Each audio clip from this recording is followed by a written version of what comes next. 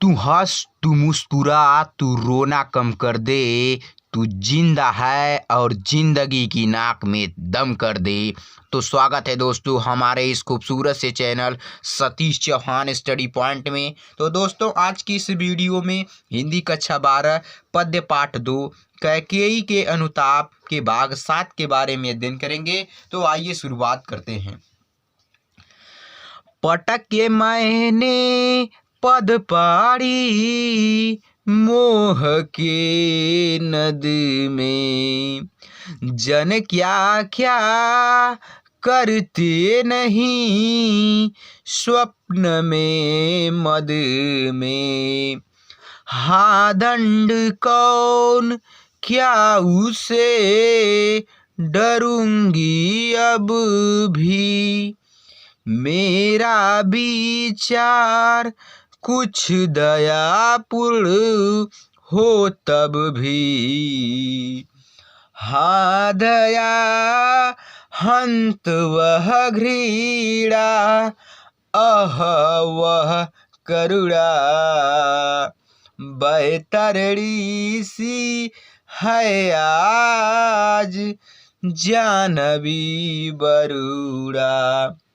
सह सकती हूँ चीर नरक सुने सुविचारी,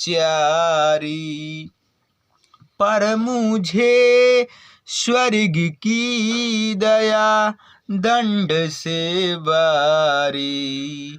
लेकर अपना यह कुलिस कठोर कलेजा, मैंने उसके ही लिए तुम्हें वन भेजा, तुम्हें वन भेजा। तो दोस्तों इस पद्यांश में राम के सम्मुख कैकेयी पश्चाताप कर रही हैं। किस प्रकार कह रही हैं देखिए। पटके मैंने पद पाड़ी मोह के नद में। मोह का मतलब मोह माया रूपी नद माने नदी में, पद पाड़ी माने पैर।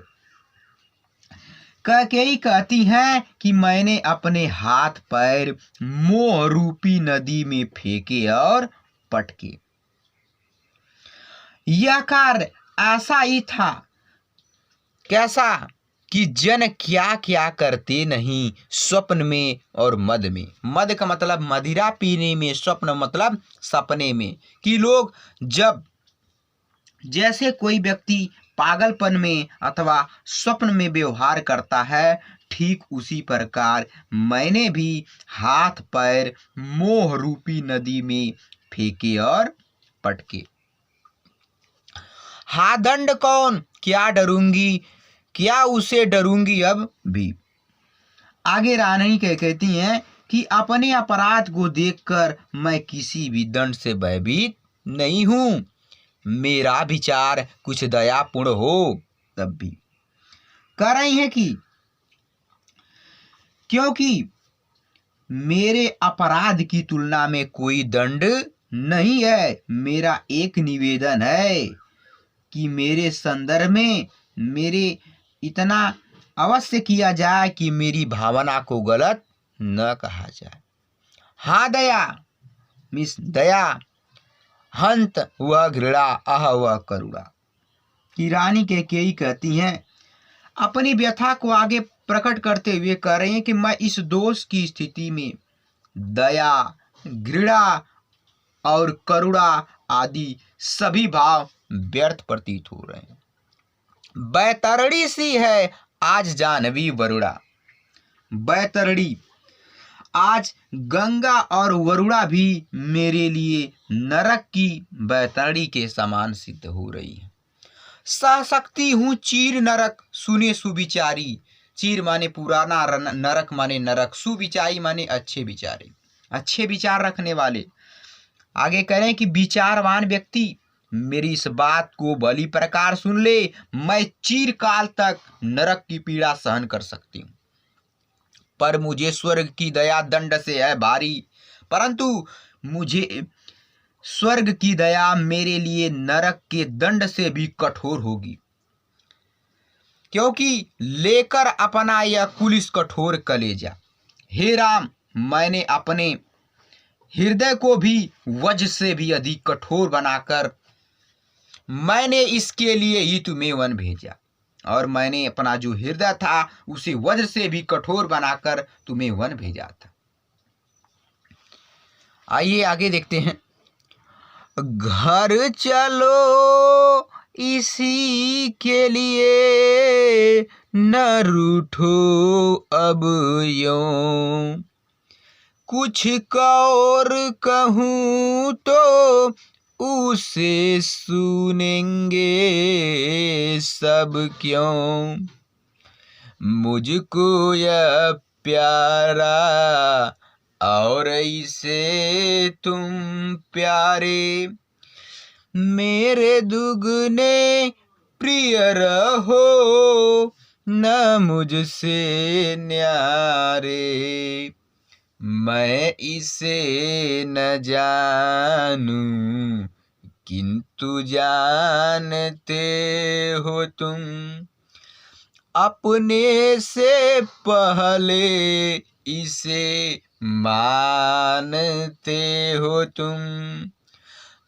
भ्राताओं का प्रेम परस्पर जैसा, यदि वह सब पर यों प्रकट हुआ वैसा, तो पाप दोष भी पुण्य दोष है मेरा, मैं रहूं पंकिला पद्म कोश है मेरा, मैं रहूं पंकिला पद्म कोश है मेरा। आगे रानी कैकेयी कहती है कि घर चलो इसके लिए न रूठो अब यूं, हे राम, मैंने जो काम किया है उस काम के लिए मुझे शर्मिंदगी है, इसलिए मेरे उस हृदय की भावनाओं का विचार करते हुए अब अपने घर चलो, अब और अधिक न रूठो। आगे कह रही हैं कि कुछ और कहूं तो उसे सुनेंगे सब क्यों।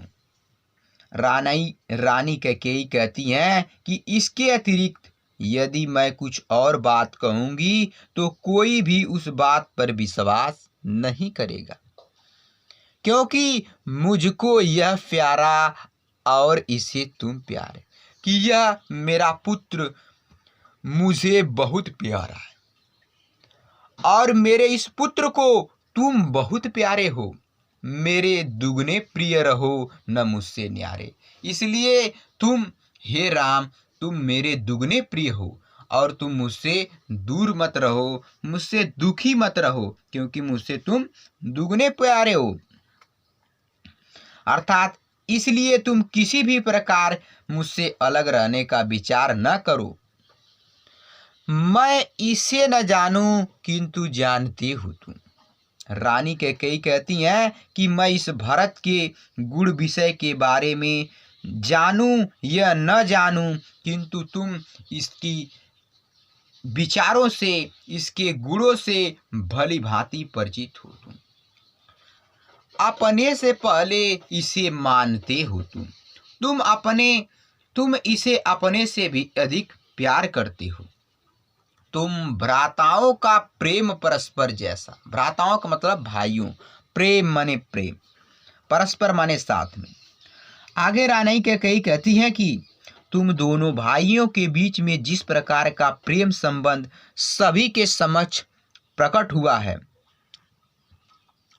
यदि सब पर यूं प्रकट हुआ वैसा, यानी जो तुम दोनों भाइयों का ये प्रेम है यदि सभी के सामने वैसा हुआ प्रकट हुआ, तो पाप दोष भी पुण्य दोष है मेरा, कि उससे मेरे पाप का दोष भी पुण्य के संतोष में बदल गया है।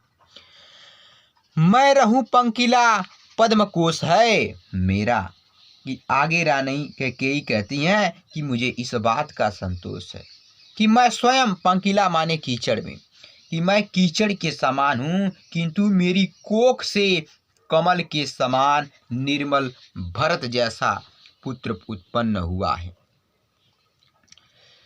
आगत ज्ञानी जन उच्च बाल ले लेकर समझावे तुमको, अतुल युक्तियाँ देकर।